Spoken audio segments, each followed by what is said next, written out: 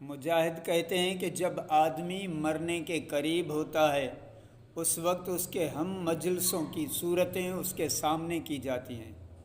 اگر اس کا بیٹھنا اٹھنا نیک لوگوں کے پاس ہوتا ہے تو یہ مجمع سامنے لایا جاتا ہے، اور فاسق فاجر لوگوں کے پاس ہوتا ہے تو وہ لوگ سامنے لائے جاتے ہیں۔ حضرت یزید بن شجرہ صحابی رضی اللہ تعالیٰ عنہ سے بھی یہی بات نقل کی گئی ہے۔ ربیعہ بن بزا ایک عبادت گزار آدمی بصرہ میں تھا۔ وہ کہتے ہیں کہ ایک شخص مرنے لگا، لوگ اس کو لا الہ الا اللہ کی تلقین کر رہے تھے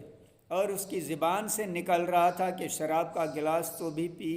مجھے بھی پلا، تو بھی پی، مجھے بھی پلا۔ اس طرح آواز میں ایک شخص کا انتقال ہو رہا تھا،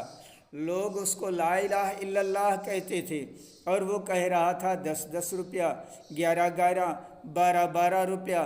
اس کے بالمقابل جن لوگوں نے مرنے کی تیاری کر رکھی تھی وہ دنیا میں موت کو یاد رکھتے تھے، اس کے لیے کچھ کارنامے کر رکھے تھے، ان کے لیے موت ایسی تھی جس کو حضور اقدس صلی اللہ علیہ وسلم نے مومن کا تحفہ بتایا ہے۔ حضرت بلال رضی اللہ تعالیٰ عنہ کی جب وفات کا وقت قریب تھا، ان کی بیوی کہہ رہی تھی وَحُزْنَا، ہائے افسوس تم جا رہے ہو، اور وہ کہہ رہے تھے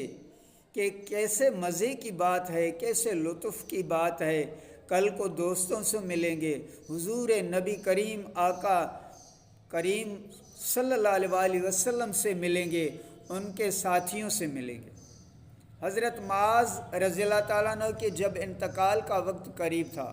تو فرمایا اللہ تجھے معلوم ہے کہ میں دنیا میں زیادہ دن رہنا چاہتا تھا،